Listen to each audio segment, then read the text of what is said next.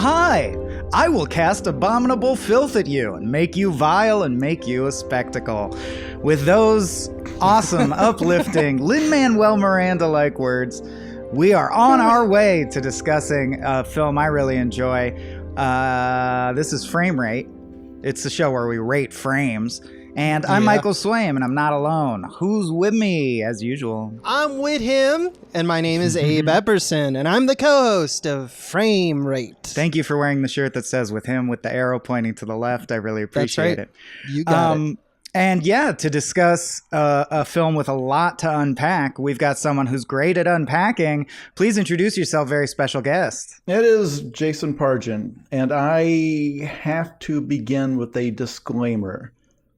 Because I am, at some point in this episode, I will be criticizing a film that is very similar to the genre I work in with my novels.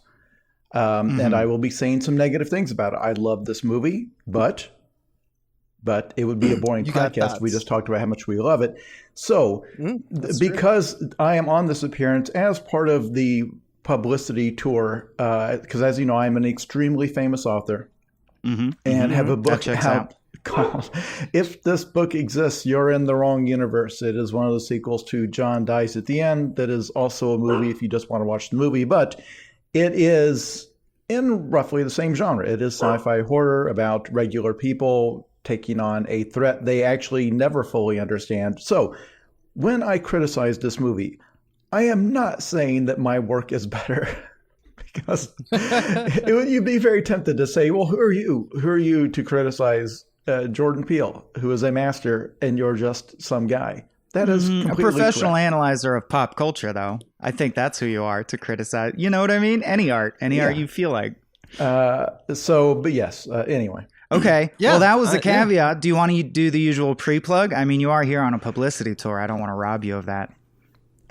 Sure. The book is available either right now or roughly right now. I don't know exactly when this goes up. If you go order it, you will get it very soon, I'm certain. Or if you go to a store, it's got a lime green cover, very easy to spot in your local bookstore. Please, if you can at all buy from a local bookstore, if you have any left, please do. If you can buy, if you can't, and you can buy from a brick and mortar chain like Barnes and Noble or just Barnes and Noble, I think. That's it. That's the one. Please do, because I know one time we saw Barnes and Noble as like the monolith that was sucking up all of the little bookstores, and it's like, no, but actually at this point, it's Barnes and Noble is now the tiny underdog to mighty Amazon. The truth is, 80% of you statistically will buy online. That's fine. I buy a lot of stuff. I have a Kindle, buy lots of books off Amazon. But brick and mortar bookstores, which were so meaningful to me, are vanishing at a terrifying rate. The pandemic has not helped them at all. A lot of people during the pandemic switched their habits to e-reading or audio because they didn't want to go out to where all the sick people were. So of all the businesses that suffered, bookstores already were on the ropes, and a lot of them that you probably don't even know have closed have. Like at least one that I used to go to, turned out it's gone. So anyway. I mean, now you're making me wonder if Green Apple in San Francisco, they can't have gone. I got to go check on a bookstore real quick. Okay, since we're doing caveats, I'll give a caveat that came to me as Jason was speaking, which is that normally we wouldn't recover a movie that our gamefully unemployed cohort covered on We Just Watched. But I think one of the great things about Jordan Peele's movies is they do bear up under more than an hour of discussion. So let's get into it. And the positive and the negative. Because, Jason, well, you chose this and you already alluded to the fact that you have some kind of, as I would assume from you, cohesive thesis or at least jumping off point. So why don't you start us off with why'd you pick Nope? I know you have an agenda. That's what you're hearing in my voice. Just launch the Jason ship. Just go. Well, this is absolutely my thing. I love this genre. It's why I work in this genre. John Carpenter's The Thing is one of my favorite horror movies ever. It's not just a sci-fi. It's not just a horror. It's the fact that it's not it's not the like minimalist psychological type horror where there's someone in your house or whatever. It is creature design. It is effects. You know, what I love about The Thing is where some horror leaves a lot to your imagination. The Thing is like, no, here's the monster. I imagine, and we have worked really hard on it for you. And the whole thing that you say is like, well, you know, if you just let the audience imagine the horror, what they imagine will be so much worse than what, you know, you could have shown them. And The Thing is like, no, this is worse than what they would have imagined. That challenge accepted. So anything in that genre, you know, aliens, anything like that, I love it. That's my thing. So I was very excited about this. I did not go and see it in a theater because I was still at that time, even now, very nervous about theaters. It will be years before I'm not nervous in theaters. I think I've only seen 2 movies in a theater since the pandemic started. Across, and you know, that's 2.5 years now. Jesus Christ, has it been that long? Yeah. And also the whole thing where what I love to discuss about Jordan Peele's movies and what I knew I would love discussing about this one, which is the way we talk about movies now. Like if Jaws had come out in 2022, there would be tons of video essays and there would be tons of columns and people talking about, well, why was it an oxygen tank that he exploded? What does the oxygen tank represent? What was he saying about politics in 2022 that it was an oxygen tank, that the thing that allows you to breathe underwater was also your destruction?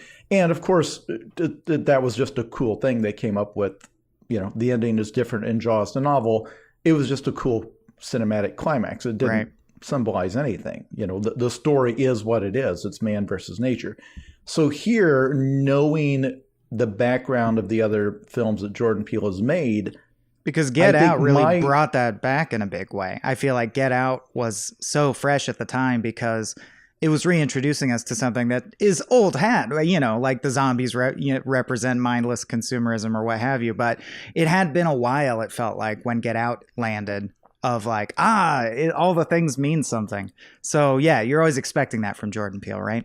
Yeah, and here I will admit part of what harmed my enjoyment of this movie was me trying to figure out how these themes fit together. And I have criticism of the ending where I feel like it didn't fit the theme, or the theme, I couldn't tell what they were going for.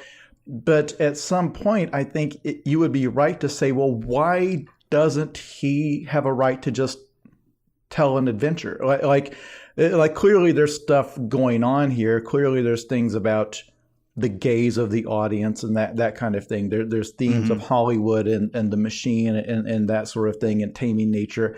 But why does it all have to be a statement? Is that something where, like, the era of the YouTube video essay on film has kind of poisoned our brains, where it's like, well, that wasn't consistent with the theme, blah, blah, blah. It's like, well, why can't it just be, this is what these characters would have done in that situation? So that's why I would love to discuss it, because I think sometimes with the last Jordan Peele movie, I felt like it a little bit got bogged down in, it makes a very cool image, it makes a very cool theme, but doesn't kind of make sense as a reality. But I don't know that he was going for that. I think the imagery, I think, you know, just these scenes and these things that stick in your brain, I think sometimes that's enough.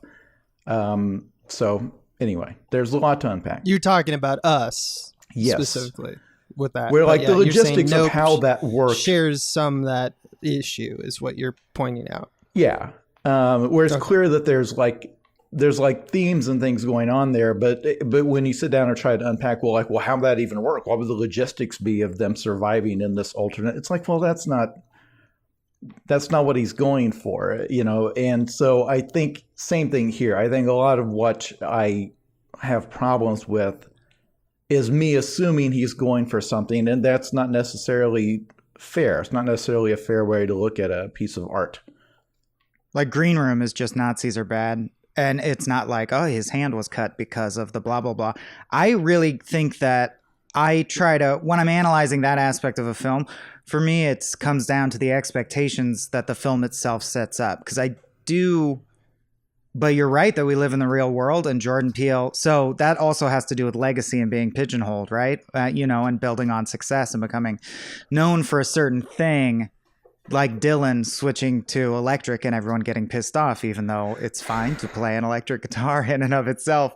I feel like I would have, and I want to, and that's what's fun about the show is like, let's drill down and talk about, do you think the film Nope sets itself up to be riddled out in that way where everything represents something, or does it or is it trying to have its cake and eat it too and be both?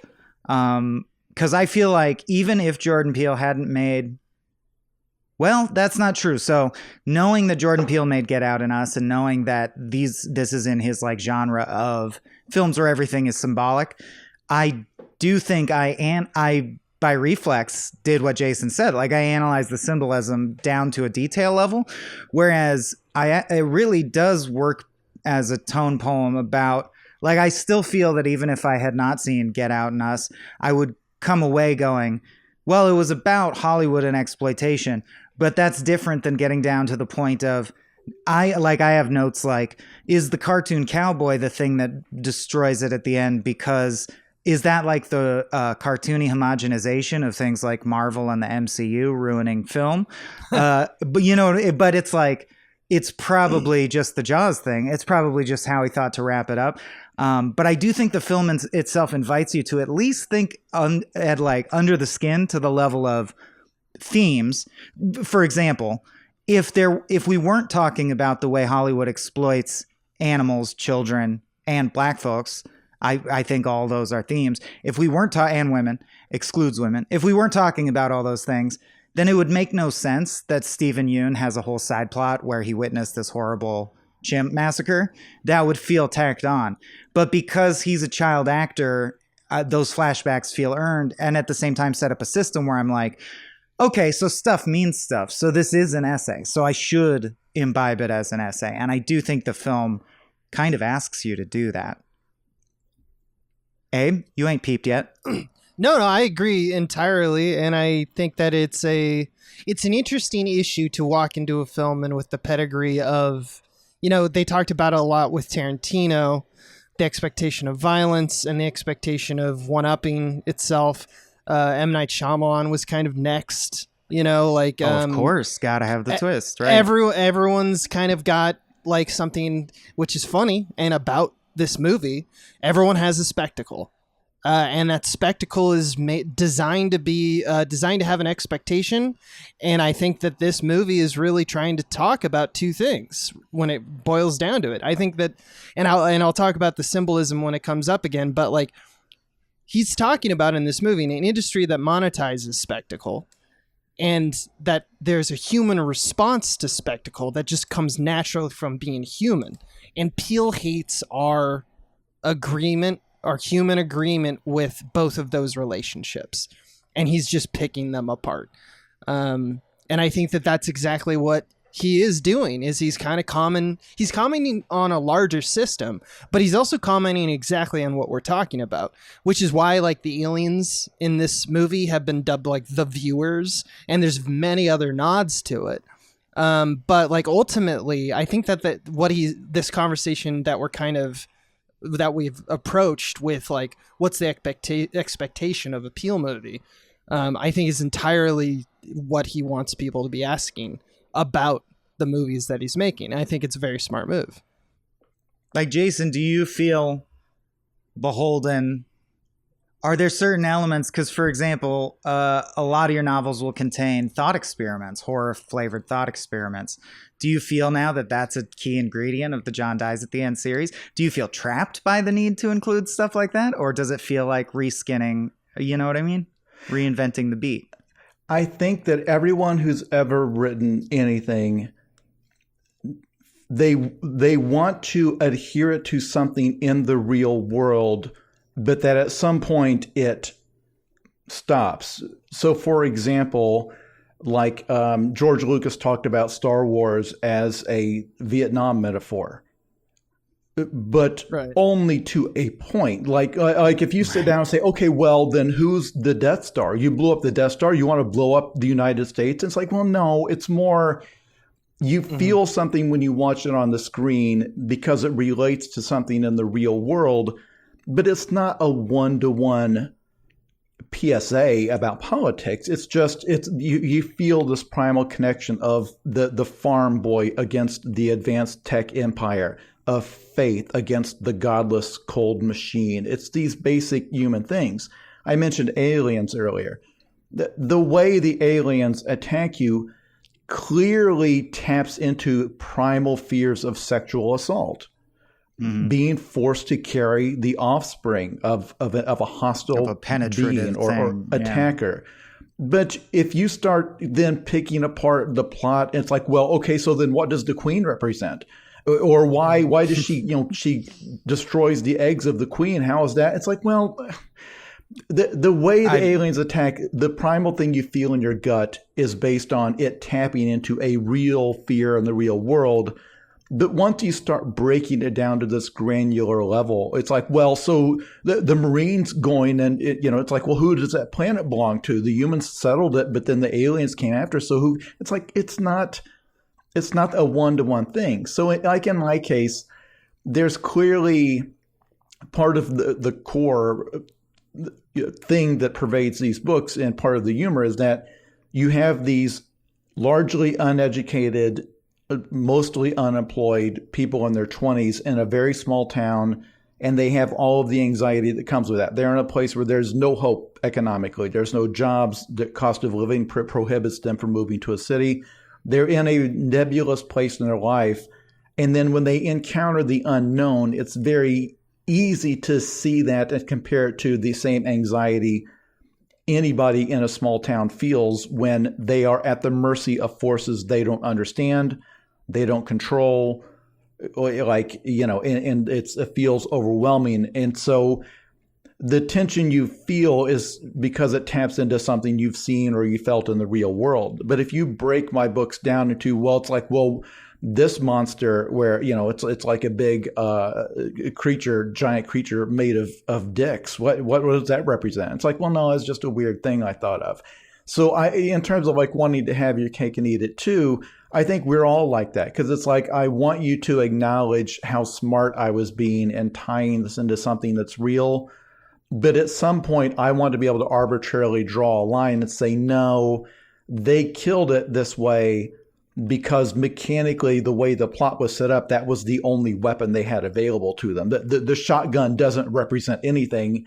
He killed it with a shotgun because that's what he had. Do you see what I mean?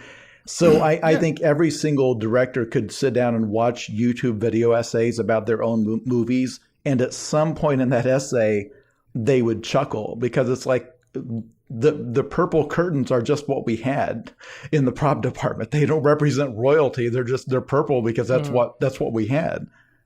Mm-hmm. And other times it's purple because it represents royalty. It doesn't matter. I think you can enjoy movies however you want, and you can enjoy these plots. I think what you're saying is very true. It doesn't serve anyone unless it is true, unless you saw something you're like, this improves my viewing of this. I prefer to watch it that way. I think that that's a good way to watch things too. I don't see why it takes away. You know what I mean? How it distracts from. It's just a way to enjoy the movie. Well, the fact that you can't map an extended metaphor to every detail begs the question, is that bad or isn't that? Is that because then you end up with this gray space, right? Where some stuff could mean something, could have been unintentional, but the viewer, that's a level of abstract art that I can vibe with, because I feel like the viewer gets, like I thought maybe, as I said, the fact that the viewer gets sick on eating fake stuff is about something about authenticity in film or groundedness in film. And that may or may not be true, but I still got that out of it. And that's neat. And it's on theme, so it's like it's on theme. The film inspires you to meditate on the theme, and then you might get random stimuli that has you have your own epiphanies about the theme that Jordan Peele may not even have had. I kind of think that's cool. I think that's cool, but it needs to be said that it is, for a lot of people who are and the setup is true, and I think Jordan Peele would probably be the first to admit the spectacle, he's not saying that the spectacle of his movies, the spectacle of anything that happens in, in modern America, especially, isn't true. He's not saying that spectacle ought not exist or that it, it doesn't exist. He's just saying that he just wish it didn't work this way. And we should think about why it works this way and what's really going on behind that, especially the industry stuff, because that feels like stuff we could change. But the human nature stuff, it's always harder to kind of uproot that. But I do think that when it comes down to it, Jordan Peele is basically trying to build a system. And I think that for viewers like you and I, or, even Jason, we're all looking for a system that once we've attached to, we're like, okay, so this is working now. The wheels are turning. I see the metaphor. I see the symbolism. This is actually pretty cool. So it does feel like a betrayal when something is not that, but I don't think we should be so harsh.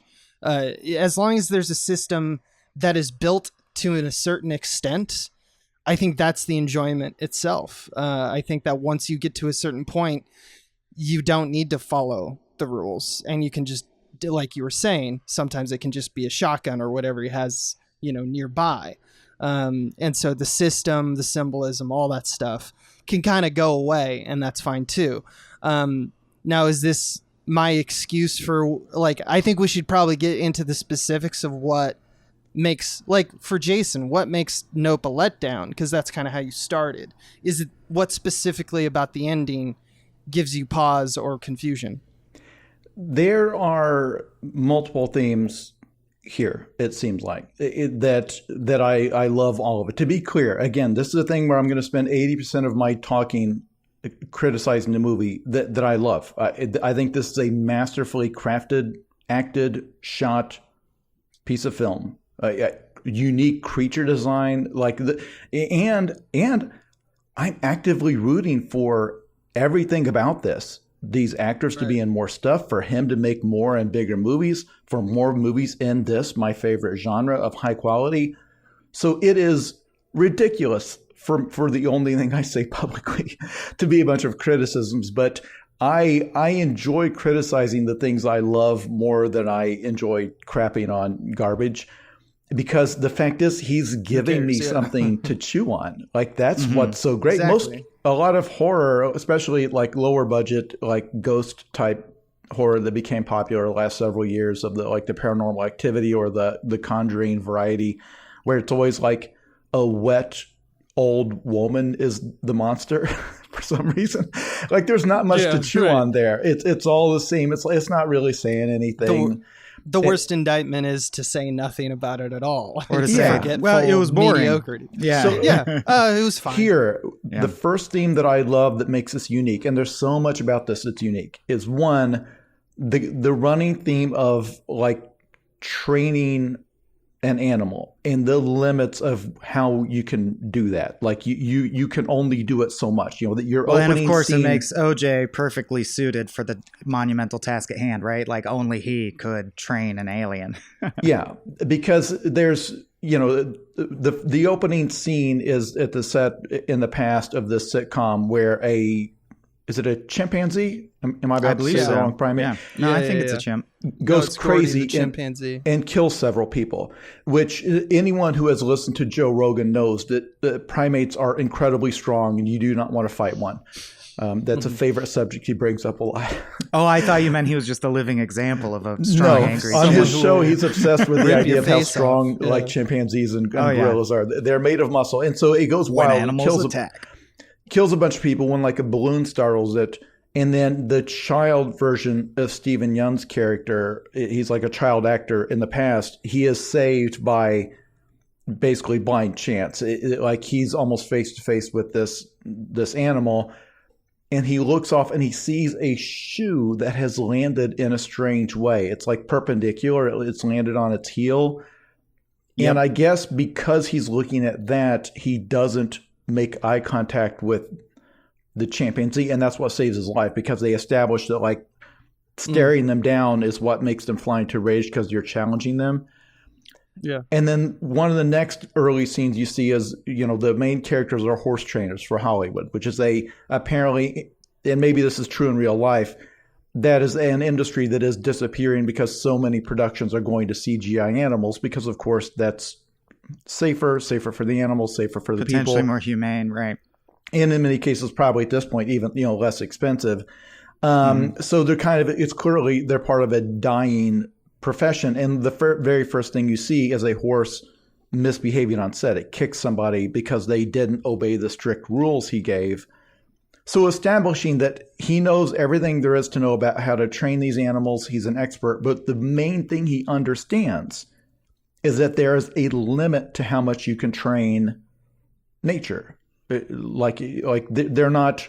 It's not a stuffed horse. It's a real horse. It doesn't do everything you want. And if you startle it, and it's very strong and it can hurt you. It can kill you. Language. There's the way you commune. I think importantly, there's a way in which you commune with nature that is respectful and acknowledges that person or that thing as as an entity. And starts with the respect, the key word there. It's respecting it. Like, this thing is stronger than me. It's not, these things are not put on earth to be tools for humans to use. Horses are not, that's one funny thing about, the fantasy and Western genre is that horses are a mode of transportation. They're not like living, we just treat them like motorcycles. You just hop on and take off.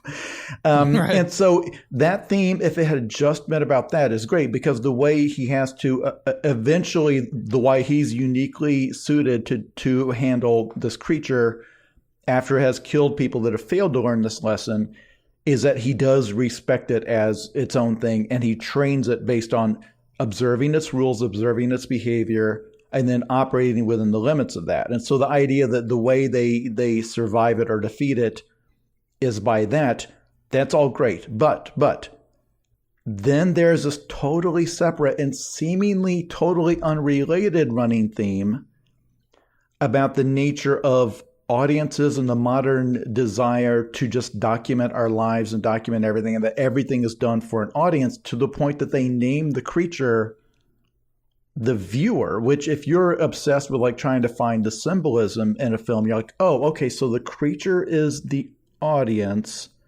So then I actually can't map this. I agree with Jason. So this then one doesn't really map for me. Then we are the spectacle. The spectacle. So then what's our relationship? And so when I thought the alien was the spectacle. It's made of film. It's made of like film screens, and its eye is a camera. I thought I don't know. It's interesting. Right. So then this is where, again, he could, Jordan Peele, if he were here on this podcast, could say, well, no, they just call it that because it's clear that it's like watching them and observing or whatever. But I guess, yeah. And then when you get to the ending, everything comes together, because once again, really, this is something I try to do in my books. I'm not as good at it as Jordan Peele, but I try to never make it where we have to just shoot or explode the monster. There's always a much weirder, a much more complicated thing you have to accomplish. And here he pulls that off beautifully, because their goal, it is established early, is not just to get away from the creature. It's not to kill the creature. It is to document the creature. Mm-hmm. And their task in the finale and the climax is 10 times harder because of that. Like the whole issue with the way that it shuts down electronic devices, that's only a problem because their goal is to get it on camera. So everything, that whole complicated scheme, and they set up all of these inflatable car dealership dancing inflatable guys, and they have people positioned everywhere, and they set up this whole elaborate scheme. It's just to get it on camera. That's great, because it totally plays with the convention. They're not being chased by this thing. They're chasing it. And it's a deadly threat, but it's like, no, their concern is getting it on camera so they can make money off of it. Like, that's such a unique angle. But are we criticizing them? I'm sitting here thinking like, okay, but are we criticizing the protagonists for taking this attitude? Like, it cost some people their lives, but in the end, it's like, well, no, we're rooting for this to happen. They don't like learn the lesson that they were wrong to do it. You see what I'm saying? So when you start to combine those two themes, it wasn't clear to me how they fit together. And then seeing how it plays out in the climax, it wasn't clear to me Like if that was all supposed to be part of the symbolism of these two themes, I totally lost track of it. The movie really is about a brother and sister healing a relationship. So in the same way animals like have rules that you need to obey, likewise people do as well. So it's not as much as an indictment on, like I did talk about how the industry monetizes spectacle and human response to spectacle.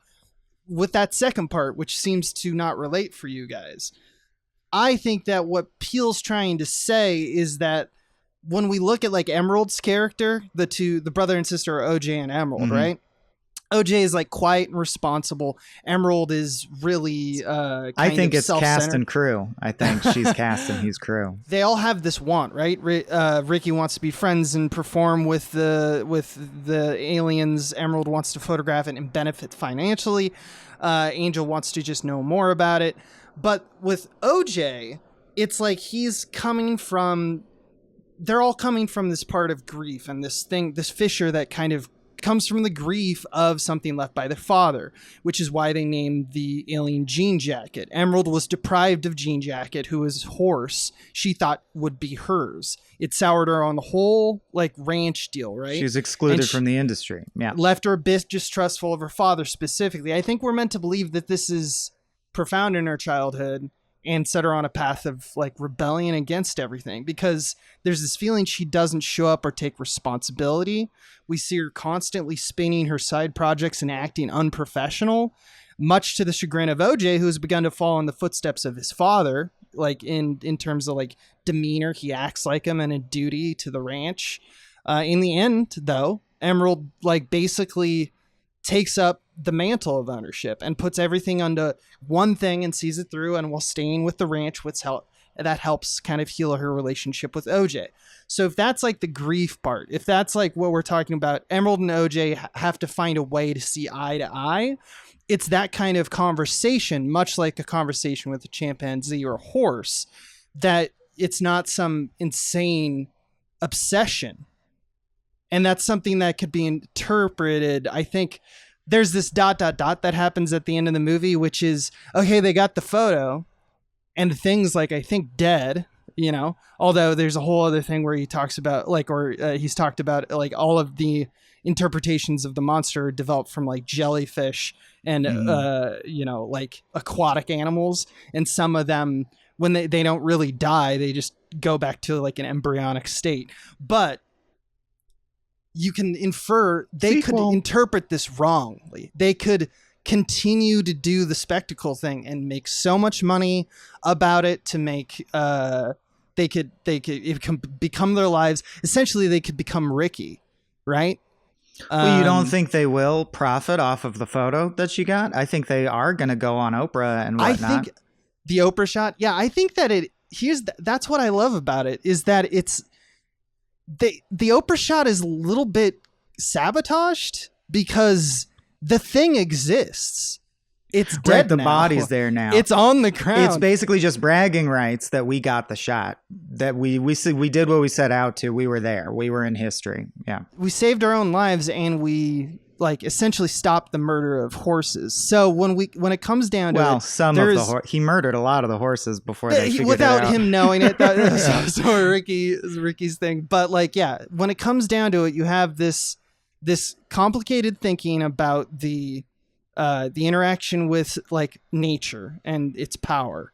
And then you have this interaction where it's like between a brother and a sister, where they have to figure out the way in which they can see eye to eye. So I think the connective tissue is how do you traverse either of those situations? How do you traverse this situation with spectacle that we seem to all have in this country, dealing with like content creation? I mean, there's the TMZ reporter and all that. How do we deal with this? Well, there's a layer of respect that needs to be kind of acknowledged, and all the problems kind of start to go away once the respect is there. So I don't think he's saying we shouldn't watch movies, we shouldn't monetize spectacle. He's not saying it. He's just saying that there's a way in which things ought to be done. I do think it's arguing for humane filmmaking. Yeah. Yeah, exactly. And I think so I guess long story short, I think that they are connected because it's the solvency of all of these problems comes from the same place. You know what I mean? Here, so I have said on Twitter, one of the, I think, 11 social media platforms that I'm on, that the part where the creature dies at the end felt to me like something that was added in response to test screenings. Because it feels like that sabotaged what they were going for, where the whole thing that was unique about the hook was it's not, the moment where Jaws is heading toward you and you've got the rifle and you're trying to shoot the air tank in its mouth, that, it's not, blowing the alien out of the airlock. It's just trying to get it over a camera. So the thing where she invents a method of getting something into the sky so that it will fly over the one remaining working camera they've got.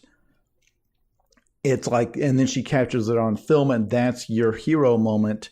But then as a bonus, it kills it. Well, but that's the thing. And so then it swallows this balloon, and then it pops, and it seems to have killed it. And as you said, it would imply the thing's just going to flutter to the ground nearby. It feels like the fact that the balloon killed it. One, I can't remember where that was ever set up, that this creature would be harmed by a balloon popping inside it. It seems like it seems to have a body that's very flexible and that could absorb. Right. It kind of unfolds itself. Right. I wonder, does that mean you could kill it with like a flaming bow and arrow, or it seems like it's pretty weak at that point. I think it's just the pressurized air. It was just too much, but sure. I see. I see what you're saying, and it's true. It wasn't set up. They inserted like ADR dialogue or something where when she's going and raising the balloon, like she says something like, "This thing's gonna fuck you up." Like she knows it's gonna kill it, but there's no reason why. I don't remember that ever being set up where they're like, well, if nothing else, we can make it eat this balloon. That'll take it down. Like she's frantically trying to unhook this balloon, this cowboy-shaped balloon, to get it up into the sky. To get its attention, that's all. Yeah. And it's like, the tension should be, can she, she gets it over the camera, and that's the lure. And I would be fine if it was just entirely, well, this thing is up there and it has eyes, and this thing is going to want to challenge it because it's another flying creature or whatever. So its instinct is going to be to come try to confront it or attack it. And that's going to be the lure that lets her get a photo of it. Now, I do not know how you end this movie otherwise. If the act of photographing it somehow makes it decide to just return to its own dimension or its home planet or whatever. I get that in a monster movie, either you have to kill the monster or something. If your goal is return to space, I would have bought that still. But the moment you kill it from space, just logistically within that universe, you now have an alien corpse. Like this photo is fine. It's like, well, hey, we got a photo of when it was still alive. And it's like, that's great. But the possession of the alien corpse, and whoever gets onto their property and gets the alien corpse first, like now that's who's famous. And so if it's like from the beginning, if your goal just been to kill it, then your job is much, much easier, and the themes kind of don't make sense. So the fact that it died felt gratuitous, or I would have preferred that, I don't know, they scared it away or something. But if I could easily see a test audience saying, well, that's stupid, it's just going to go off and eat more horses, we want to see it die. And they had him tweak it so that it's like, well, the thing that she used to lure it, maybe it popped in its guts and blew it up. What if he fully trained it and like he could ride it around like a horse, and then they revitalized their business doing effects in movies as the alien, right? Yeah. And just going full Ricky. Something I want to just specify and like be clear about is that you're absolutely right. It could have been all that. It could have been a like test audience thing, and because the allure of like, right, let's wrap this movie up in a good way, and that's kind of that's true, and that could be a criticism, but it is incorrect to say that Emerald thought it was going to explode or that she was trying to conquer it or anything like that. Antlers was trying to do that. Antlers was the photographer who stood in the way and tried to record it, and that's equally as stupid as her trying to explode it. She was just trying to get it away from her. And that was very clear, I thought, in the movie. they're all just trying to get away from it once they were luring it to a position. And that's where I think that once again, that respect kind of comes to play. You're in control of the situation thing. I'm just trying not to die. So the fact that it did explode, that's true in terms of like she didn't want it to necessarily occur. It isn't an ambition of the main characters in the movie. I think that's the line in the sand you got to draw versus someone who's like trying to kill a shark like Jaws, right? They're trying to kill the shark. In this movie, they're not trying to kill anything. Okay, they've inserted a line of dialogue where she's unhooking the balloon, where she mutters something to the effect that this is going to fuck you up. Like, this is going to kill you. Up. Yeah, I remember that. Not that it's not that it's going to kill. I believe it's just going to fuck you up. This is going to fuck you up. Yeah. Just like all the others, you're going to like retreat back into the sky, because that was the system that they started to develop with it. You know, it doesn't like certain things, and when you give it to them, the UFO sky shark thing disappears for a little bit to kind of recoil. Yeah. That's my read of what she was doing, because like you said, who would have thought that would have murdered it? It also kind of speaks to we accidentally fuck up nature sometimes, and we transgress in ways we didn't anticipate, which could be a part of it, making them not exactly the most heroic of protagonists. You know, like they didn't know that would murder it, and it didn't necessarily know that it was murdering us. It's just like a whale, you know, just eating krill. Speaking of which, and speaking of antlers and dumb stuff, there's another movie that did this trope that we just covered, and I forget which one it was. But in this movie, when they call Antlers to tell him we have an impossible shot, and of course it turns out to be of this unknowable predator that floats through the skies, he happens to be watching footage of notable predators, like an octopus eating a crab and a tiger eating a snake. And it's like, where do you even find this footage from like 30s documentaries? What project is he working on? It's just like poetically so perfect that that's what he's watching. I love little details like that don't add up, but I digress. I wasn't 100% clear why that character was in the movie, because it seemed like if the only effect he had on the plot was to get a hand cranked camera to the scene, it seems like it'd have been just as easy to have the guy from Fry's Electronics, or is that the name of the chain? Angel. We don't have those here. Yeah, it's Fry's. Yeah, Fry's. Yeah. He was like a camera collector, because that's why he works there, and then he just had an old antique thing. Like, he already had a friend who he had one. He's like, well, I think this will work. So clearly there was more to that character, like the reason they reached out to the cinematographer, but he winds up basically sacrificing himself to try to get for the shot. The ultimate shot. Yeah. Which I think I don't know, I read that as he's old Hollywood, right? He's the traditional, the show must go on, any sacrifice for the shot. And something I kind of like about the film is I feel like it's one of the few films where the title answers some of the questions it raises. Like, was it worth it for Antlers to get that shot? Nope. Like, no. Yeah. It's that he's stupid. That was in vain. And I think that's the point of that. I think that's the point of them, yeah. Well, this is why I kicked this off about trying to deconstruct what it means here, where I can easily imagine any creator, author, filmmaker, anyone being very frustrated that I'm not thinking in terms of these are just a group of human beings, and they reached out to a guy they thought could help them get the shot, and then he, as a human being, did what he would do in that situation. He became obsessed with it, unreasonably so, and then wound up, dying. Whereas I'm sitting here saying, well, yeah, but what does he represent? What are you trying to say? Does he represent the studio machine? Does he represent our impulse? And I could easily see someone saying, well, he doesn't represent anything. He's a full human being in this world of human beings, and that's just another guy who's gotten entangled in this mess, and that his story could have ended any number of ways, but like, he doesn't perfectly represent any force, and like, his fate is not necessarily deserved. On top of that, Yeah, on top of that, like if you were looking as if they are just little pieces on the board that are like symbolism pieces, he doesn't really represent. There's nuance that he represents, kind of like the old Hollywood. I like that interpretation, but like Antlers doesn't actually represent anything different than the TMZ reporter who's just obsessed with like trying to get a recording even after he's hurt. And he's just obsessed with like, oh, I heard there's a good shot to be got here. In a way, they're the same character. One is like old school and one's new school. And it's very true that if you see them as that, I think that they are redundant to extent. I also think that it's key to kind of represent the machine of spectacle in this country, where it's like you get a little bit coming from this angle of people who just want to see what the news is about it. You get people who want to conquer it. You get people who want to benefit from it financially and don't really care about it.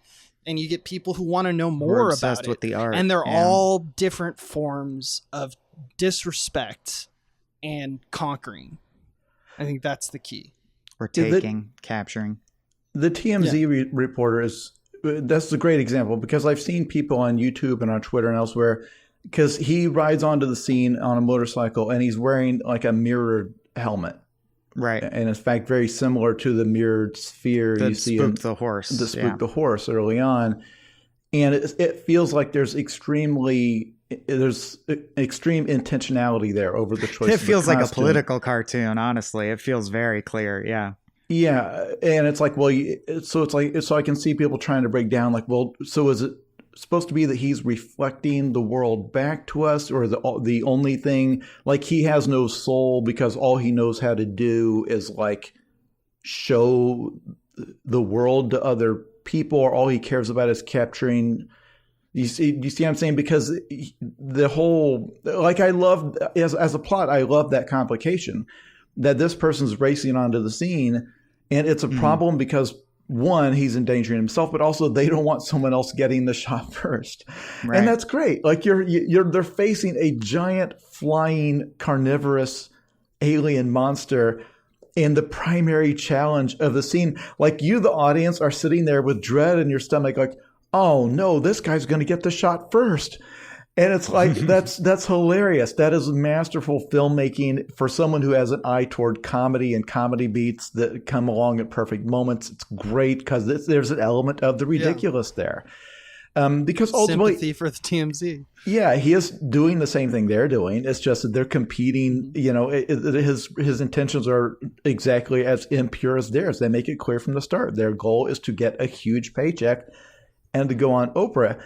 So it's great. And then again, so I don't know if I'm ruining the joke for myself by trying to piece together where it's like, well, he's on a horse, OJ's on a horse, and this guy's on an electric motorcycle. So is there something about how it's the technology that's the bad? Ancient struggle, horse versus e-bike.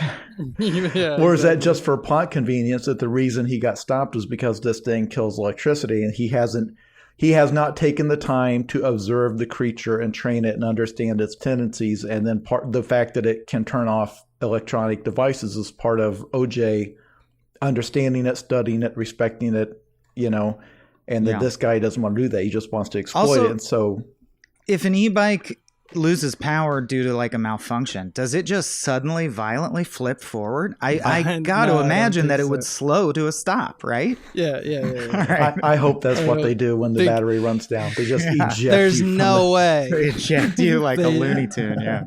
There's no way. Yeah. No, I think that I think that especially the is actually interesting because you mentioned a few times the electronic like interference that goes on, and it was interesting because I was reading an article about like where he got some of his inspirations from, including other movies and stuff, and one of the sections about the aquatic animals and like the jellyfish. Like I think it's less like a UFO shark and more like a UFO jellyfish. Literally, they do the things where like it becomes a big tentacle monster at the end instead of this like smooth UFO. Pretty wicked. That is in nature. Also, the electrical interference. Those kinds of jellyfish also do that. They do weird stuff to like radio frequencies and all. They affect the EM spectrum. So it's just funny to me that we keep, I think because the UFO, like the idea of a UFO has so much, weight, cultural that goes capital along with already. it. Yeah. Right. I don't think that this movie actually tries to make, if anything, this movie's constantly trying to make it more familiar and bring it down to earth in terms of like, this thing may not be extraterrestrial at all. It may just exist somehow, like, Oh, like Loch Ness Monster style instead of aliens? Exactly. Interesting. I thought that was like kind of, I didn't see, when I watched the movie the first time, I didn't think of that. And then when I was reading this, I was like, that's interesting that he was kind of going for There's that. no proof. Although, other than the fact that NOPE supposedly stands for Not of Planet Earth, which... Oh, I never heard that. Peele... Well, he indirectly confirmed it because someone's, like one of his actors said in an interview, oh yeah, it stands for Not a Planet Earth. And he went, don't tell them that. So we think that's semi-confirmed that that's intentional. That's but I love that take. That totally works for me. Yeah. That's what I do like about gathering takes. That's what I like about stuff that invites you to meet it halfway and sort of formulate your takes. I do understand the pitfalls that come with that. And I also like movies that literally just, you can, I feel like Green Room does this very well. It pretty handily trains you to not think at that level. Like when you watch Green Room, which just happens to be the horror thing that comes to mind for me right now. Never are you thinking beyond, oh no, got to get away from the Nazis, kill the Nazis. And that's a huge success for me as a film. Great ride. I don't need anything more than that. But I also like this exercise. Like, I want to share before we run out of time here, one of my favorite things that I noticed on the second watch that I'm like, that's so detail level. I could be completely imagining it. But if it's real, it feels like me and Jordan Peele fist bumped. Or, like the fact that he could transmit that in code and I got it feels so cool. If it is intentional. I was thinking about the title cards, which are all names of the various animals, including the chimp. And I wasn't really getting much out of that. And then I started looking up all the tracks that M plays on the records when they're in the house partying and drinking. And I noticed that they are all eponymous tracks, meaning like, I forget the bands, but like if the band was called Foster for the People, it's a track called We Are Foster the People. Or you know what I mean? They were all tracks that have the band's name in the title. And I think there is a theme in the film about credit and giving credit. And like then the title cards made sense to me because it's like, we're name checking artists who made their names known by creating art where you couldn't take their name out of it. And we're also crediting the animals throughout the film, which you almost never do. Ghost, Clover, Lucky, Gordy. Yeah. But then I was like, then I have a note that's like Clover, sea lover, cinema lover. And I'm like, no, see, now you're making up bullshit. Now you're doing the nonsense. Yeah. If it's either clear or it's not. It should be a postcard. Good symbolism should just be something that is just like, sum up what you're looking at in a sentence in just its barest details. Does that mean anything? If it means something more than the sum of its parts, then guess what? It's symbolism. Otherwise, you're just looking for nonsense. Right. In that same vein, I actually thought there was a little, in doing the research, one of the big parts about credit, they talk about the zoopraxiscope, which was invented in the 1870s, 1880s. And it's basically in the movie, you recognize it as there was a jockey that they're related to who was the first actor in technically motion pictures. And that is all true. This is all taken from actual history. And it started with the drawing of animals. This apparatus was invented by a guy, Edward Muybridge, and it started once he started using photographs. And essentially the technology is a projector of a spindle that moves very quickly to give us the optical effect that we've kind of dubbed persistence of vision. Zoetrope. Zoetrope, basically. It's the first version of this. But the interesting fact about like how it presents this apparatus and like the history of it is that the first photographs using the discs were of a black man riding a horse, though it's not the one that you see in the movie. That was a disc created almost a decade or so later, which was just probably chosen because it's a much better image quality.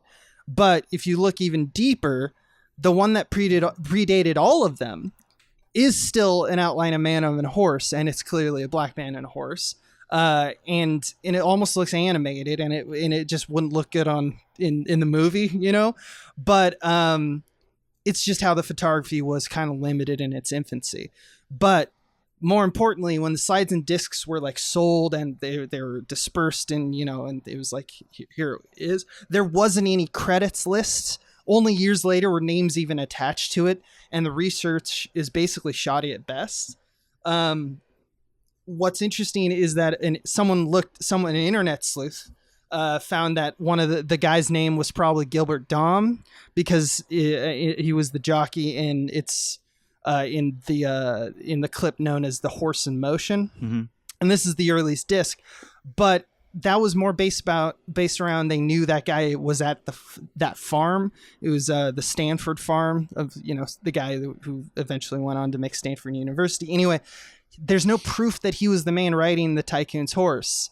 And the one we see in the movie, that's like a decade or so later, there's literally no information about that writer as well. So the erasure of black men as the first human actors in motion photography in history is even more understated than the movie presents. It was like all erased. You know, like there wasn't even a name that they could attach and have like a family say, like they don't know who's great they just don't know. Yeah. So it's absolutely, I think there is a bit about credit in this movie. Absolutely. And especially when it comes down to, you know, their goal in the end to be credited as the ones who, you know, did the work of capturing this creature and all of that, and making sure that they get rewarded for it. Like, that makes sense. And then you've seen other people like competing to take that away from them, even though, you know, they're kind of the ones that have sacrificed to get to that place. That's what I liked about it being called Jupiter's Claim. Sorry, just the Jupiter being the most massive planet and sort of like having a gravitational pull. And also the idea that in their first meeting with him, with Stephen Yeun, this guy who's slowly planning to take over their ranch, he says, "Su casa es mi casa," which means your house is my house. Yeah, exactly.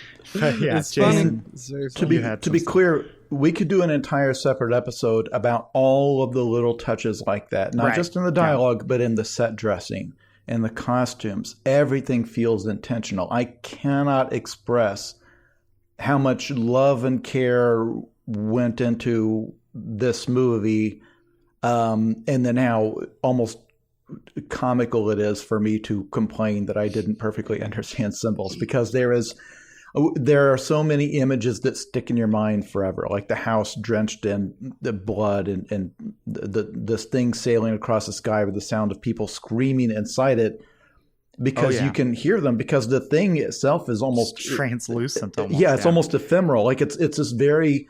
It's such a unique creature design, because that's the thing with jellyfish, is they can sting you and cause you to drown and cause unimaginable pain. They're almost entirely impossible to kill or exterminate, but they look so fragile, and you can almost see through them, and they're just barely there. Like they barely exist. And when this thing unfolds itself, it's like a sail, and it's beautiful. And like, that's such a unique design, because all of the visual cues for creature design that have been used to death, the tentacles, the teeth, scales, slime, all these things that elicit a primal response. I've never seen a creature like this before.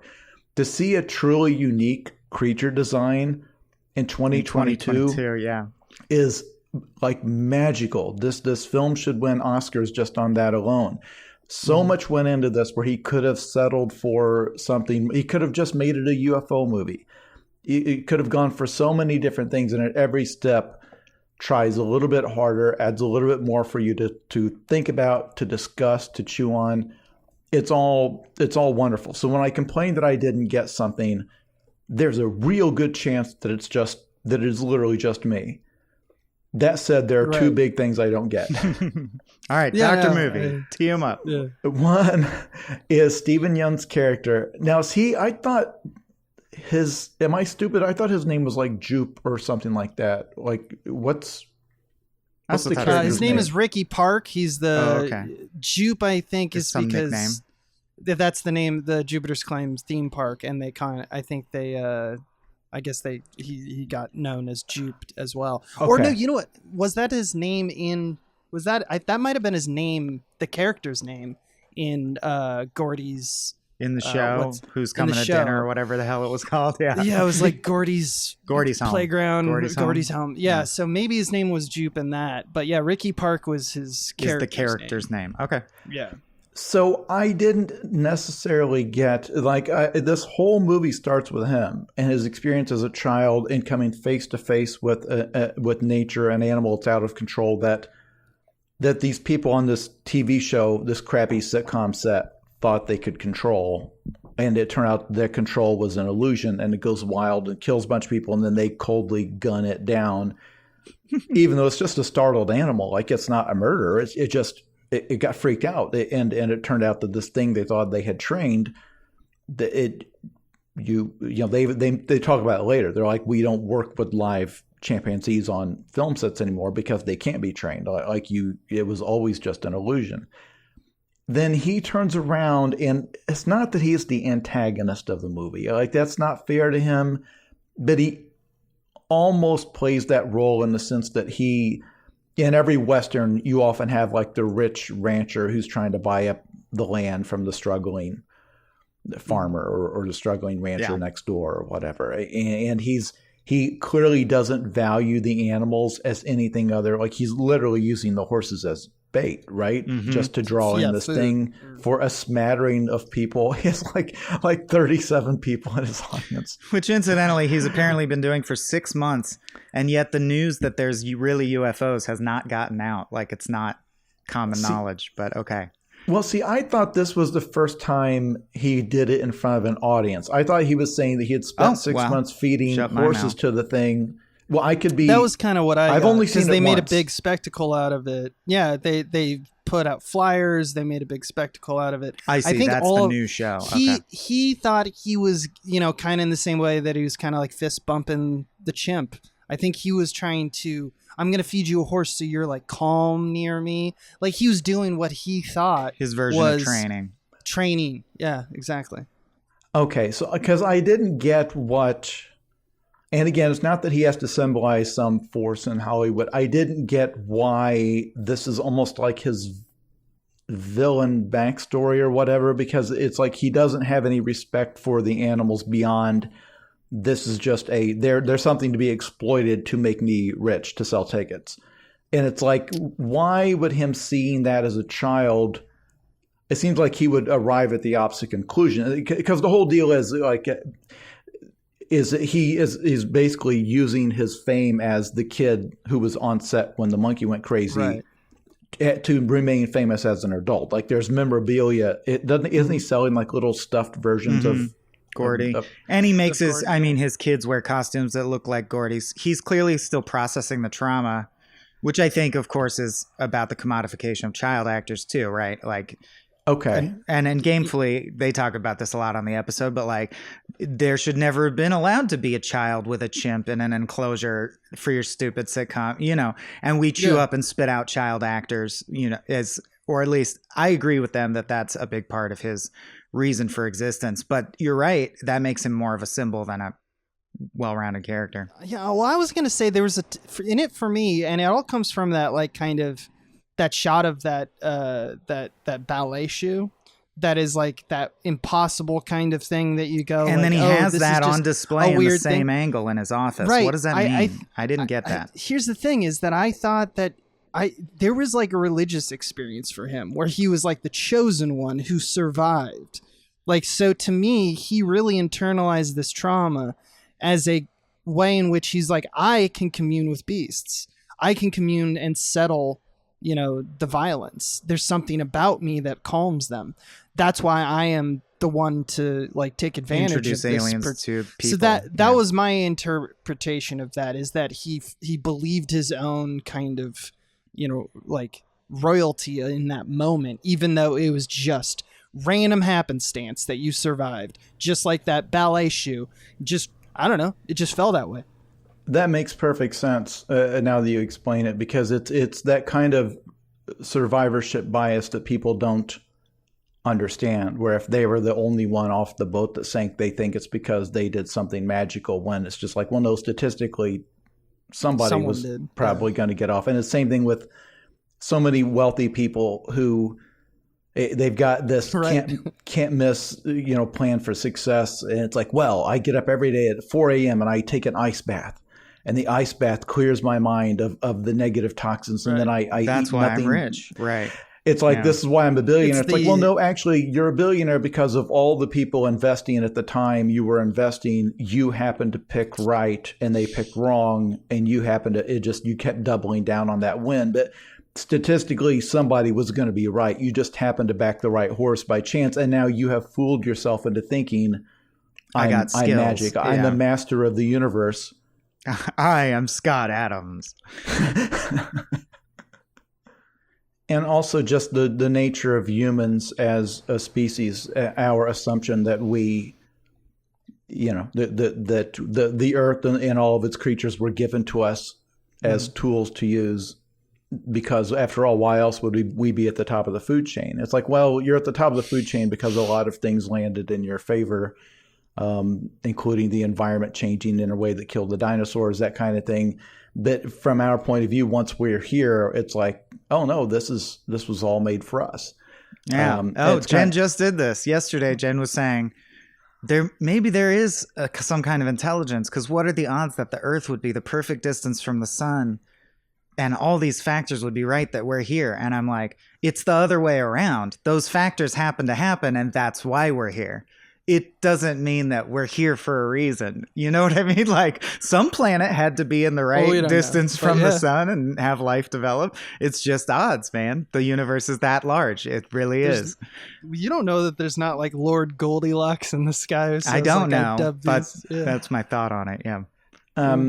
But I think that's a good place to think of it, because part of it, in terms of tying into the rest of the themes, the fact that he grew up trying to recapture the fame, believing that that's the only thing that would ever give him worth, as if, like, to the point that he's confronting this clearly carnivorous monster because it's a chance to be back get on the, like on the 16 people to come watch him. Yeah, to be back on the world stage again. And the fact that in the context, of the film, that it's extremely sad, like his whole setup there, and that he can't attract that many people because they obviously would just assume it's some stupid, he's going to have like a stupid drone or something he's claiming as, well, look, it's UFO, a big painted balloon or something.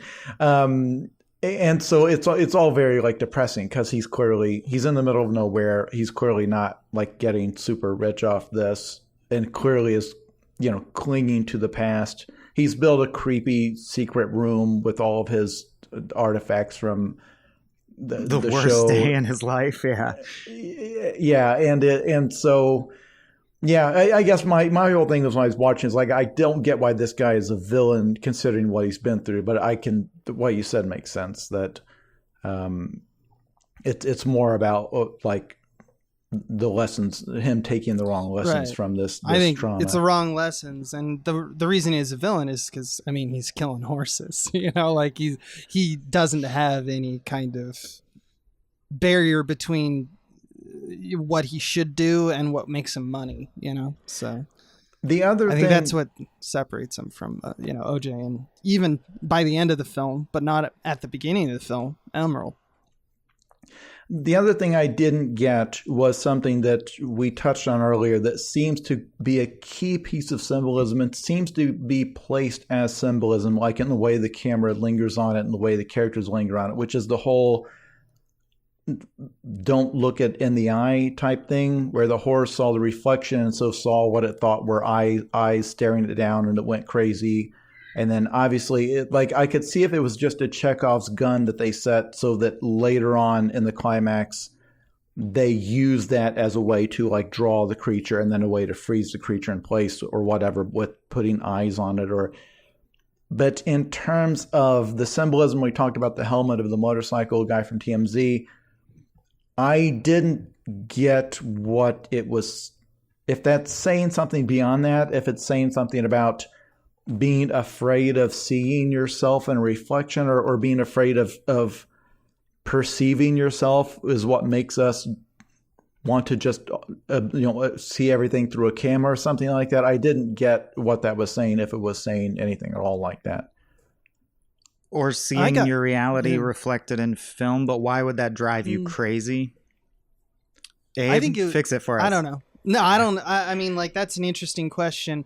I guess I just read it as, it's interesting because, like, I didn't even think of it as reflective surfaces, so I didn't think about the reflection aspect of it. Eye for an eye. But it's true. There's a lot of eye symbolism, and I think it's more of, to me, I internalized it all in the same kind of thing about, like, the just like how you respect nature, because it's, you have to perceive a part of the reality is their perception as well. So when it's a shot of a horse's eye, I always thought it was Jordan Peele saying to us, remember, the horse itself has a perspective. And if you're not obeying the rules of that perspective, that is where respect, you've already lost respect there. And the same thing of why, like, the monster itself in its first form looks like a pupil or looks like an eye. It's like screaming at us, look, you got to look from their perspective. So that was my interpretation. It's just that when you have that in a film where so much of the context is about Hollywood and the media and cameras and the nature of, like, trying to capture things on film and exploiting things so they can be filmed, it feels weird that wouldn't be part of that theme. But once again, Jordan Peele is under no obligation to make for that everything to be a symbol, but it feels like whatsoever. It would be. Yeah, it does. You're right, because there are shots of camera lenses and such. I think it's just about, like, looking at the gaze of everything. But you're right. That's true. There might be something there that we're not seeing, or it may be not airtight, as we were talking about earlier. Because to talk about, because I talk about, like, what types of horror movies I like, the film that is the most opposite of that, and that I also consider to be borderline a masterpiece, is The Blair Witch Project. A film that is, I think, forever ruined in the cultural memory because it launched the cursed found footage genre. Yeah. Rough genre. But that people forget that what made that movie special wasn't that it was found footage. It was how they did it, that they took actors out into the woods for several weeks and got them cold and scared and wet, and did this basically experiment to capture real visceral reactions where the actors knew it wasn't real. But at the same time, if you take Look, if you get me alone in a big building at night and you make me go down the basement by myself, I'm going to get scared. I know monsters aren't real. You'll become a better actor than you thought you ever could be. Yeah. But in that moment, if something like tickles the back of my neck, I'm going to freak out. I'm going to give you a fear reaction on camera that I could never have given. And here they took these people, they got them hungry and tired and whatever. You know, they kind of were they weren't going to a hotel room at night. They were out there. And so when they started hearing stuff at night and they didn't know what was coming, like they had an outline that's like to direct them to not do the wrong thing. Like when you hear the thing, you need to run out this direction. Like they knew that because obviously they had to have the cameras there. And they had everything operating correctly. But at the same time, they didn't know exactly what was happening. And so they captured a series of very real reactions from a group of totally amateur actors. Like they had a few credits, but they were just young people who were mostly just aspiring actors. You answered a Craigslist ad or something, right? Yeah. Yes. And some of them, like Heather Donahue thought it was maybe possibly a snuff film. Like she brought like a knife with her because she thought they might be just filming them being actually murdered to sell it on the black market in some foreign country or whatever. That's a good idea. An urban legend, by the way. Those don't exist. Right. But anyways, and so what they did was it was a masterpiece, I believe, because in making something where you never see the monster, they didn't have a budget for a monster, all that. It still came back to a beautiful and perfect theme that was perfect for that era, which was these people set out in the woods, and because they were filming it, they were under the impression that they couldn't be hurt by it. And this is actually a line they say in the film. She's like, when you're watching everything through this camera, there's like a line of unreality between you You feel like Right. you're not actually there. You feel like it's just something you're watching. Totally. And then the metafiction of this is some footage they found under a cabin and we edited it, we cleaned it up and edited it, and here it is. We don't know what it means, but here it is. And so we're just going to let you decide. And it's the same deal. It's like we're watching it, and then they tried to, like the way they promoted it, they actually pretended it was a real piece of footage. And so it's like we're erasing that line of safety. We're making you think like that you're watching reality, but at the same time, you sat down thinking you were going to watch some young kids be murdered in the woods, and you just sat down and watched it for entertainment. Mm-hmm. And you can talk about it forever. Like, it's a really smart concept. I think it was perfectly executed. I think it was so like upsetting to watch the first time that I don't think I've watched it again, because it's like that when I was watching it, I was all the way into it. Like I saw it in sucked theaters in. as a child. I was very, very scared. I remember it well. Yeah, because as they're out in the woods and you see these people, like they're bickering with each other, and it's like they're upset because they're lost, but also like they have jobs to get back to. This camera equipment is rented. It has to be back. And it's like, and then, you know, she brought them out here, and they're just getting madder and madder and madder at her because you know, she's supposed to know where they're going, and the map doesn't work. And it's just so tense. And then as things supernatural things start to happen, even though what's happening is almost nothing. It's just a sound in the woods, the bundle of sticks. Or like there are sticks there. Yeah. But but it's like, no, because I'm imagining being out there, and I've been camping before, and I've been lost before in the woods. It happened once. And it's like those sticks Mm. shouldn't be there. Those who made those sticks. And it does not take much to, if horror is done correctly, it doesn't take $2 million worth of latex and animatronics to make a big slimy thing. You know, it's just this idea of being lost, and you're out there with nature, and you realize how vulnerable you are. But there was this other theme of they weren't documenting a camping trip. They were documenting them out there to make a documentary about the Blair Witch legend. So you're watching a camera crew, and they thought they were out there to film something, and then it's like, oh no, this is real. We're actually going to die. I thought the message of that was kind of perfect, because it's criticizing them, and it's also criticizing us and the way that we view real things happening as entertainment, which now, 24 years later, is more relevant than ever, because we can all scroll through social media and YouTube and TikTok or whatever and see video of road rage, or a mentally ill person going crazy on a plane, or somebody, or if you go to the darker places, somebody being beheaded by a cartel. And right now there's a 12-year-old watching that for entertainment, watching it because it's interesting. And that layer of unreality, it's like, well, because it's on a screen, it's not real. You see what I'm saying? Like, it can't hurt me. Right. Which is why many times people who actually experience what we would call movie-like things, like a sudden shooting or grotesque violence, often describe it as, it felt like I was in a movie. That's very common. Yeah. So when I was seeing the theme they kept coming back to with the gaze and with don't look it in the eye, or it'll be threatened if you look it in the eye, I felt like they were saying something about that where... like on par with the Blair Witch Project, where it's like it in itself is a meta commentary on the viewership of you watching the movie. And so your expectation is that if there is that imagery in Nope has something to say about you, the viewer watching Nope right now. What does that say? If that's true, the creature, the climactic shot is the creature looking directly in the camera lens with its eye, or what we assume to be its sensory apparatus.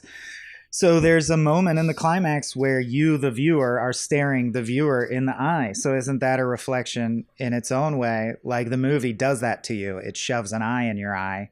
Are you supposed to flip out? Is he trying to incite us to flipping out? I mean, like, you asked a good question, because there's literally so many eye imageries and reflection imagery in this movie.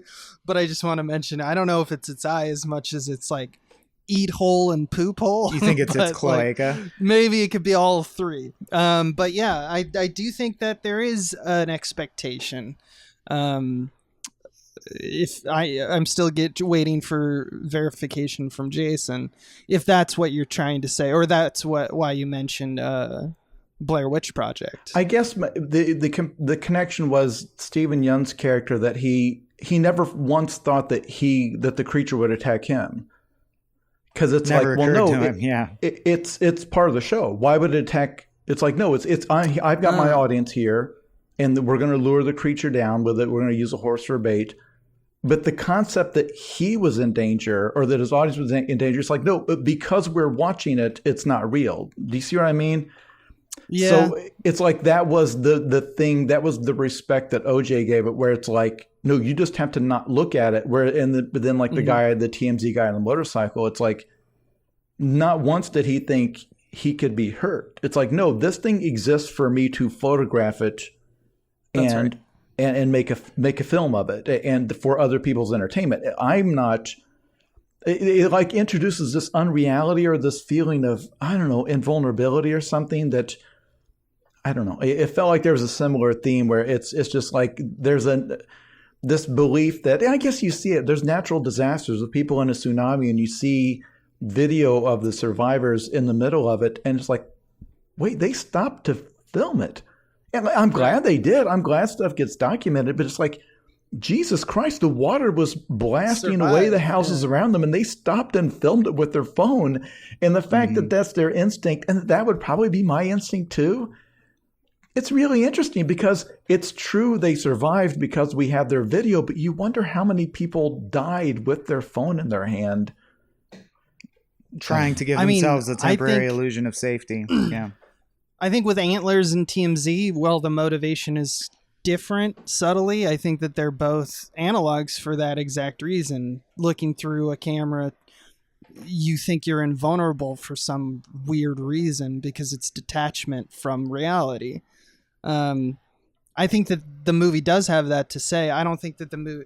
I personally didn't get anything from the fact that the movie is trying to say us as a viewer are a part of that process, or rather that our part of that process is that we're human and we do this thing to spectacle, not that us viewing the monstrosity as itself something that we should not do anymore, but rather the way in which we try to interact with, in this case, apex predators and beasts that are very powerful and could destroy us. We need to respect that domain. Yeah, and also, that was my interpretation. Themes in movies don't have to be telling you to do a thing or to stop doing a thing. It can just be observing, this is how people are. That's true. Like, it's interesting that in the era of mass media, which again, in terms of like human evolution, was a microsecond ago, right? The mass media era, only goes back to my grandparents' time. Right, yeah. And that in this time, that the idea that we can sit down and view, war footage of from Ukraine. I can go on TikTok right now and watch Russian soldiers die. I can watch their tank explode. I can watch videos that other Russian soldiers from the other side of the war took from inside their tank that probably got exploded that next day. But because it's on a screen, there's like this, it doesn't make it real to me. It almost does the opposite. It almost renders the world unreal. And I feel like there's something that was being said, and maybe it's not that simple or straightforward. And it doesn't even have to be a criticism. It's just the nature of, like, you're watching this through a camera, and because you're seeing it through a camera, you instinctively assume that, well, this is a thing that exists for me to look at it. And the idea that this thing was now going to come eat me and my camera, I don't know. But maybe that did occur to him. Maybe it was, I can't believe that guy's name was Antlers. I, some reason, did not pick up on that. Antlers. I laughed at that. It's weird with the, like, antler would make sense to me, but for some reason, plural, both antlers. Although that's obviously intentional that it's the part of an animal that it fights with. I think that's a thing. But go ahead, Abe. Yeah, okay. That's true. What was his last name? I don't know. I think that may have been his last name. Antlers, giraffe neck. They fight with their necks. I do think it's interesting. The meta commentary on watching a movie with like this to me is actually housed in a different aspect about it. And because I do acknowledge, and I think it's very smart to like look at that eye thing a little bit more in terms of how we view violence and how we view spectacle. But I just wanted, it made me think of another observation, which is something we kind of talked about, but I wanted to expand on and hear your guys' thoughts on in terms of this movie having heroes, because it's a very heroic moment when they defeat, Jean Jacket. But I don't think that they're supposed to be heroes. I think that they're a part of the problem. They're going about it the right way, but I think that kind of like what we were talking about at the very top of this podcast, where like it's going all like animals are going the way of CG, and there's I forget who had it, but someone had a commentary if it's just more humane. I think my thought is actually that Jordan Peele would probably agree with that more than the more that like we're trying to treat this as like, how do we commune with beasts? How do we commune with nature that is terrifying? And it's this kind of binary where it's like we do or we don't, and that's what Jordan Peele's trying to say, or that's what this movie's trying to say. And I do like the idea that it's not that simple, and that would also make his heroes not really heroic, because they're doing a thing that, frankly, there's always the option, which is just to go nope, and just don't do that at all. And that might be staring us in the face of I like to interpret them as protagonists that are very flawed at the beginning and a little less flawed at the end, but still engaging in this dialogue that is the monetization of a spectacle and the chasing of something that is frankly should not be chased. They're just all these characters are just different vignettes of how to fuck it up. And some people fuck it up a little less than the others. I do like that read of this movie, and I encourage people to be okay with movies where it's like, even though it had the music swelled and she said fuck yeah, and I was like, yeah, that fuck yeah, she won.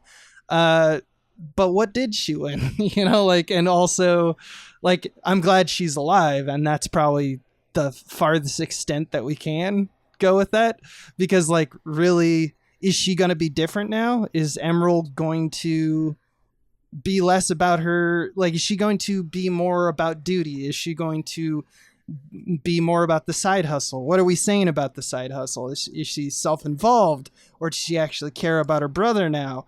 Like, what's all going on at the end? To me, that's the true, like, kind of assumptions need to be checked when you're watching this film, because that's the heart of the movie to me, is that brother sister thing.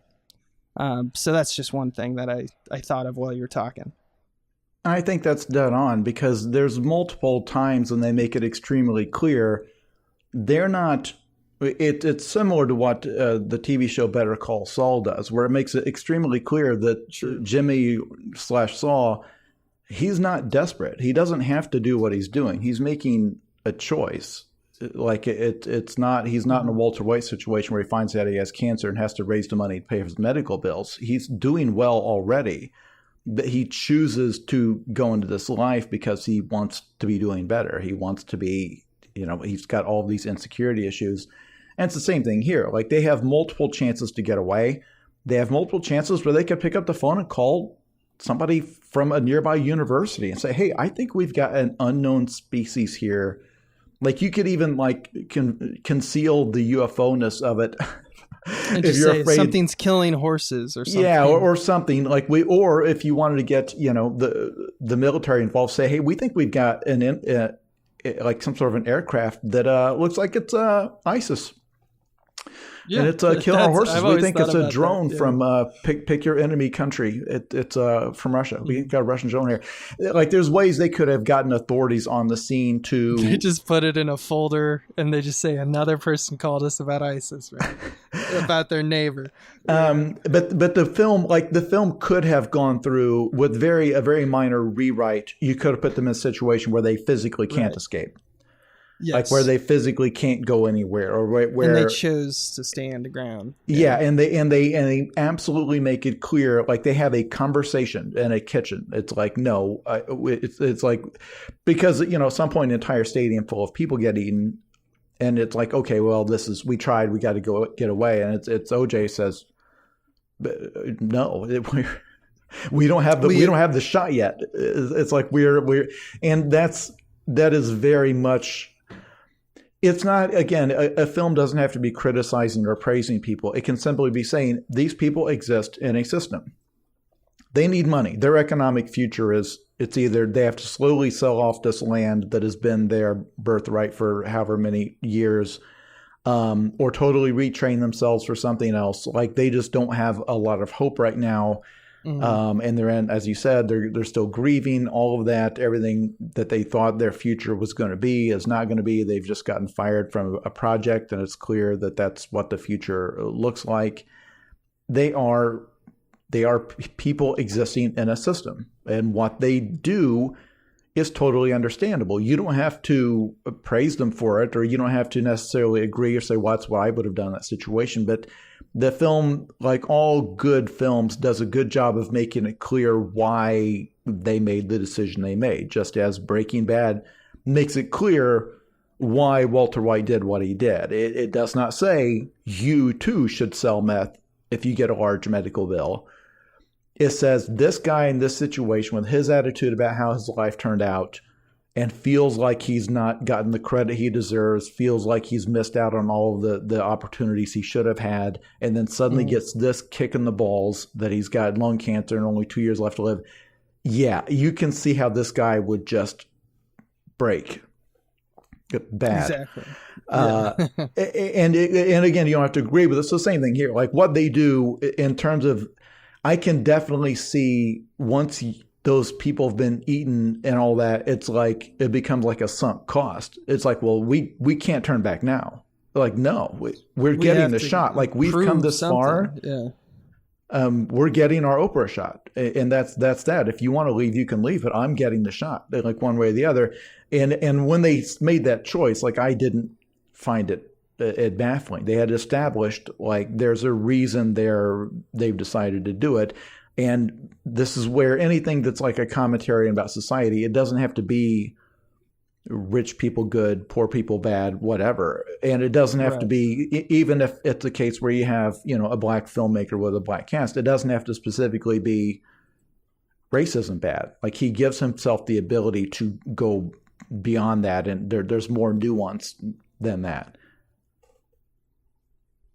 Of course. Yes. Yeah. Yeah. Swimmering? You've been quiet for a bit. What's going on? Oh, I like all those. I'm trying to now keep the podcast from encroaching on 2 hours is what I'm thinking. Yeah, I think that's the Swimmering has come to rest. The Swimmering is ready to. No, it's all good. No, it's all interesting conversations, and I think a lot of people actually did walk away from this movie going, I'm not sure exactly what happened at the end. I'm not exactly sure what I was supposed to take from it. So hopefully these conversations were at least gave you some questions to think about. Yeah.